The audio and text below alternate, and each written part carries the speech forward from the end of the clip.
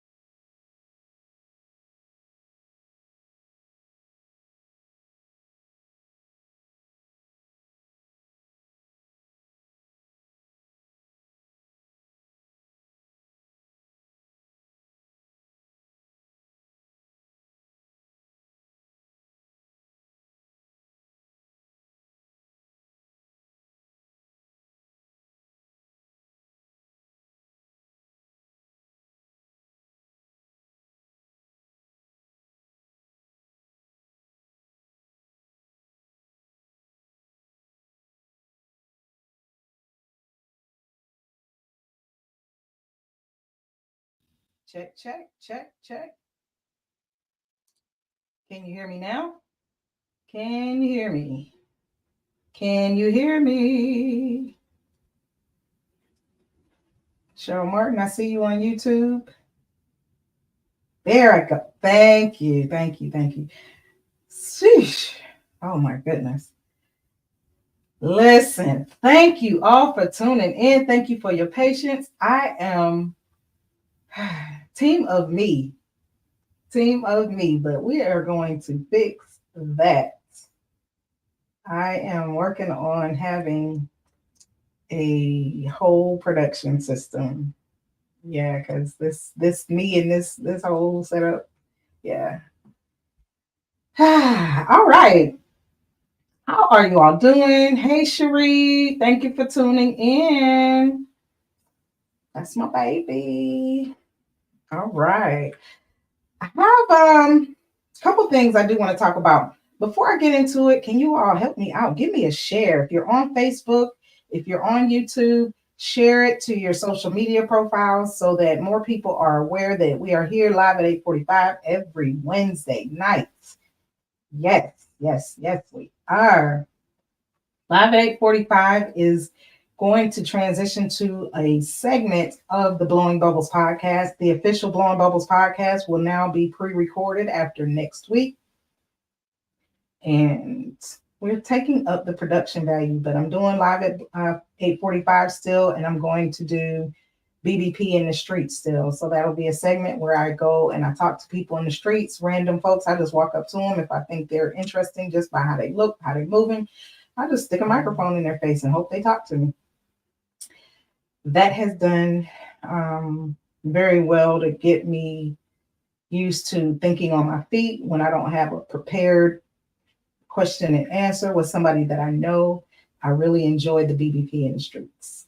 Live at 8:45, I typically have guests, but that might transition as well to where I'm just talking about current events, what's hot, what's not, listening to feedback from what the audience is wanting to hear, talking about the pre-recorded episode and the things that I learned and experienced while interviewing people.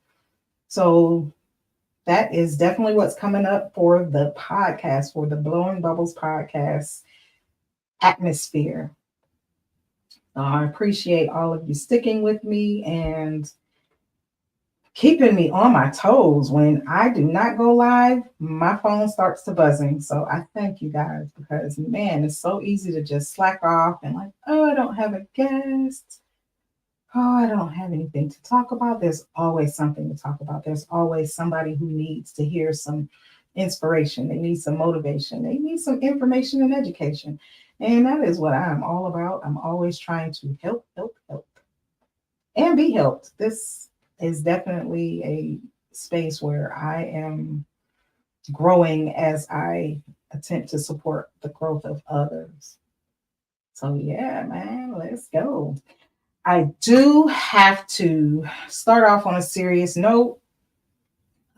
Big shouts out and prayers to my home, Youngstown, Ohio. It has made national news again, and not for a positive thing. There was a gas line, apparently a natural gas explosion in downtown Youngstown. A Chase Bank was most directly impacted, but this happened to be a 12-story apartment building downtown, and there was a Chase Bank on the first floor, so it's like a mixed-use type of building. There was one young man, 27-year-old. His name is Akil Drake.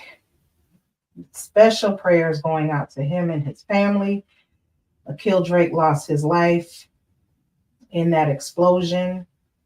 The National Transportation Safety Board has their, they have a pipeline team that is, hazmat and a pipeline team that is running this investigation. And honestly, before this incident, I did not know that they had that division. Typically, they handle like plane crashes, train crashes, major transportation issues. It's National Transportation Safety Bureau. But they have a hazmat and pipeline investigation team. So hopefully they will find out the cause of that and prevent any future incidents or explosions. Natural gas is a very fickle thing. So, and they're advising people to completely stay away from the area and close down the hotel next door and the business, the whole complex. I believe they evacuated that apartment building because there's a danger of collapse. Prayers out to everybody impacted. This is not a good thing. However, it is, if there's any silver lining here, it is that it was a natural disaster, if you will, not necessarily not necessarily something that an individual caused out of malice. So again, prayers for Youngstown. What else I got to talk about? A little bit of personal drama that I've been having for the last couple of weeks. And this is about as dramatic as my life gets. I ordered some stuff from Temu. If you follow me on Facebook, you'll see I posted yesterday. I was super frustrated. One thing I'll tell you all is if you have a problem with some of these major corporations, take to social media. I posted on Twitter about my experience with Temu and FedEx, and FedEx hit me almost immediately. They do not want the negative press. I'm not trying to get over on anybody. I ordered, I think, 8 things. Only one thing was not delivered, but it was the biggest and most expensive thing. So I don't care if it was a $3 t-shirt. I paid for it. I want it. And they kept sending me through these automated chats and bots online, and I couldn't get through to a human being. All I was getting was the same response that the delivery status shows that it was delivered. I know it was delivered to the wrong house. Temu and FedEx. FedEx closed my claim, which was frustrating, even though I thoroughly explained what happened. They not only closed my claim, but they sent me a picture of the delivery verification with the big giant box sitting on somebody's doorstep. And you could see part of the door, the address in the picture. Absolutely not my address. So I should not have had these challenges for the last almost 3 weeks, but take to social media. I tweeted to my couple thousand followers on Twitter, X, whatever it's called now, and they hit me right away. So I'm going to get my money back. I don't have the thing that I actually wanted, but Temu, you're done. As soon as I get my money back, the app is coming off of my phone. Hey, Denise, how you doing, cousin? Man, thank you all for tuning in. Give me a share, please. Give me a share. I'm trying to get these numbers up. Really, I want my YouTube channel to run up. Subscribe to the Blowing Bubbles podcast on YouTube. That is where the bulk of my content will live. And that's where stuff will drop first for the podcast. I'm getting ready to step up all things Blowing Bubbles. Man, it's really exciting what's happening. How's everybody doing? Anybody have anything going on? I'm watching the chats. I would love to hear how your week has been, what's going on, what's new. I know a few of you I haven't seen in years. Hey, family. Yeah, I definitely haven't seen you in probably 20 plus years, Denise. I thank you so much for tuning in. I am excited. In case you haven't seen on my Facebook post, I just got my broker's license in the state of Florida about a week or so ago. So that makes 4 licenses now. It's only one more that I want. And I have another segment of my business where I am going to obtain a different license. It's not a real estate license, but it's complementary to I'll call it an empire that I'm building. And I'm really excited. And all of these things that I've done, all these varying occupations over the years, I found a way to tie it all together and wrap it up with a nice little bow. I'm excited. So after I get that, one more state license and then one more professional license. It's not a real estate license, but it's definitely complementary to the corporation that I own. And then I hopefully will be done learning from coursework. I'm ever learning, but golly, my brain is tired. So yeah, I'm really, really, really excited about that. I, for the first time, experienced test anxiety. I never get nervous when I'm taking tests, but this time when I took Florida, I don't know why, but I was so nervous. And I went in there and knocked it out. I took the test and walked out of the test room, and the lady at the front desk was like, "Oh my God, you finished in like 10 minutes." To me, it seemed a lot longer, but I was in and out. So the moral of the story is trust yourself. Don't second guess what you know that you know. Prepare, of course, but Just don't second guess. Trust you. That's the best thing I can say. Trust you. You know what you know. I am also wanting to talk about in the realm of real estate what the market is doing. I get that question so often. I do live in Atlanta, um, but I study the market all over the country in a couple places around the world in different countries. And the market is almost stagnant. Some places it's still rapid. It's still a seller's market. It is not yet a buyer's market. Don't let anybody tell you that. Supply and demand will always drive pricing. Inventory is still very low, and the prices are still high. Some places, I don't feel that the pricing is justified. And a lot of sellers, I need you to hear me. I do a lot of listing. Your pricing is not what it was 2 years ago. So reality check time. If I'm going to sell your house for you, I can just work for you and do what you asked me to do, but my professional opinion should be followed. Because the house, if you have a house that you say you want $400,000 for because you remember last year or the year before last, how it was, it's not like that anymore. And your house will sit. If you don't have a $400,000 neighborhood and your house needs like $50,000 in upgrade, come on, we got to be real. So I deal with a lot of that. A lot of people, one other thing that I do a lot of is I coach agents. I am the agent's agent. So when I'm talking to new agents or agents who are just struggling and trying to build up their business, the biggest thing that I try to tell them is to study the game. There's so many things you have to find out what you're passionate about and what your gift is. I'm not as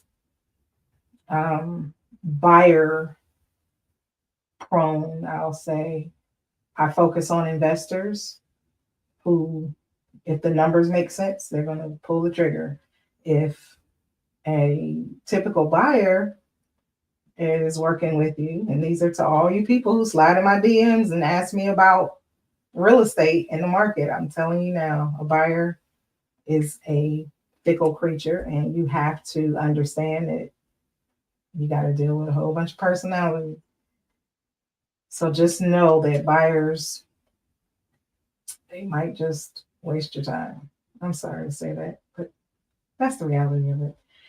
Let me move on from that. I also am putting together, I've already put together 2 now, and I'm really excited about this segment. Hey, Figgins, what's up, Sean? Syndication. And if you don't understand or know what syndication is, it's the opportunity to work collaboratively with a group of people, and everybody puts their money in this pot of, like, say, a bank account in this syndicate. And this is highly regulated by the government. It's not like I'm telling everybody, hey, send me $1,000. It's not at all like that. The syndicate is regulated and monitored by the government on many levels. So the syndication, what I have been able to do is, the first one that I did, it was a 562 unit apartment complex in Austin, Texas. I believe it sold for $60 million. So it enables people to get into the real estate market on a large scale and to have a portfolio that's like straight boss level. And it would take you forever in a day to be able to do that as an individual. But this way you have a fractional ownership in something that is only going to appreciate. And then you get quarterly dividends, as well as we have a 3 to 5 year exit strategy. So that's the first one that I put together. The next one that I have another one like that. I can't remember how many units. It is in Atlanta. It's a multifamily apartment complex, maybe 400 or so units. I have that. And then the last one is a country club. And it's 416 acres, 27 hole championship golf course, clubhouse, bed and breakfast, a boutique hotel, pro shop. It's incredible what this property is. And it's like maybe 12 minutes from the Atlanta airport. We're going to offer shuttle service to anybody within going from the airport within 25 miles of the property. That one, I'm super excited about because it's not the typical thing, and to have a Black owned country club, we will be the first in the state of Georgia and maybe the first in the country. I don't know, but it's definitely 100% Black owned. I am so excited about that. I can't wait for more. But anybody who has any questions about investing, man, hit your girl up. I'm always doing so many things, and I'm an idea machine, and I know a lot of people, who are wanting to do something. I know people who have private money who want to loan people money to make real estate purchases. So yeah, there's a lot of opportunities out there. You just have to know how to think or be open to thinking outside of the box so that you can get your foot in different doors and have seats at different tables. That is definitely my goal. So be remembering syndication. That's a big deal that I'm doing. I also get a lot of questions about wholesaling and flipping. There's a big difference in the two. Some people wholesale properties to flip them. Here's the difference. Wholesaling is when I'm looking at the people who are on here. Okay, so say Denise owns a house on 123 Main Street, and Valencia wants to wholesale the house. So Valencia would go to Denise and ask Denise, can she buy her house for, let's use $100,000. You say, okay, I'll buy your house for $100,000. They accept. They go under contract. Denise accepts it. Now, Valencia turns around and comes to me and say, hey, Karonna, I have this house at 123 Main Street for sale for $125,000. Oh, wow, that's a great deal. That area is really coming up. Let me get that. I'll take that off your hands. So Denise doesn't know me. Denise never meets me until the day that the sale of the house closes. But Valencia just made $25,000 for selling me basically a piece of paper because she sold me the contract. That in the industry is called contract assignment. That is what wholesaling is. Yes, you can make a lot of money doing it, but a lot of sellers do not like it. A lot of sellers walk away at the closing table because they don't like. Why would I want you to make $25,000 off of my house? I could have sold it for $125,000. That's what has happened a lot of times, and a lot of sellers don't accept assignment. If you're not the end buyer, they won't accept it. So the wholesaling game was super hot 10 years ago, but right now, if you are entertaining the idea of paying somebody for a course to teach you how to wholesale, use caution. There's still people selling that course, and that is literally about a 10-year-old hack. Flipping, on the other hand, is when you outright buy a house or you own a house and you decide to sell it for more than you paid for it, and you never intend to live there. You bought the house for the purpose of selling it. The biggest challenge with house flipping, if you do not have the financial wherewithal to sit on that house for about 6 months, then as well as do the necessary improvements to get the after repair value, then it's not the best and safest way to start investing. For a new investor, if you don't have the construction skills to renovate the house yourself, or you don't have a team on deck and a deep pocket for any and all contingency, Those are the challenges that you could face. You have to have the skill or team to renovate the property. And then you've got to know how to go ahead and get that thing sold and not over improve it so that you can sell it for a profit. It's quicker than a buy and hold, which is I'm going to buy 123 Main Street for the purpose of renting it out to somebody. I can get my money back over years, but again, you have to have the financial wherewithal to wait for your return. All of these things I teach, but my safest course of advice is to say avoid wholesaling right now. All right. Anybody have any questions about real estate? I'm just kind of going off the top of my head, trying to cover things that continuously are asked of me. A lot of people don't really understand some things that they hear. A lot of people are on social media and they're self-proclaimed experts, and there's no real social proof there. So and anything else? I have a couple notes that I was wanting to talk about. Anybody got any current challenges? Current challenges. My biggest challenge right now is food. Oh my gosh, food is constantly attacking me. And ironically, the only things that seem to be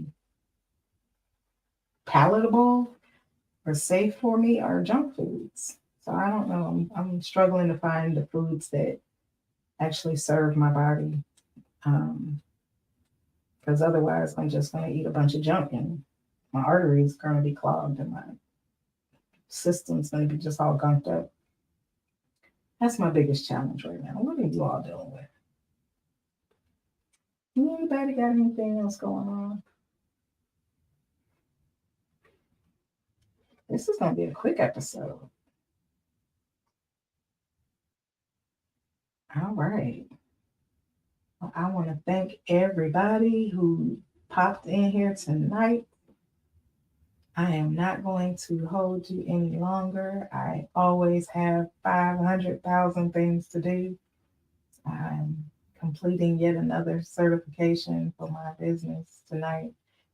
Real estate requires continuing education, so I do a lot of training. Yeah, but I'm not going to stay on here so I can get back and study this program. But I thank you all for tuning in, and be on the lookout for my new pre-recorded episodes. Again, subscribe to my YouTube channel. Follow me on everybody on the podcast platforms, but Apple Podcasts has the Blowing Bubbles podcast. So look for the black lady with the big afro and the orange background. That is me. We will be elevating the content very, very, very soon. All right. All right. We are signing off and we say, stay poppin'.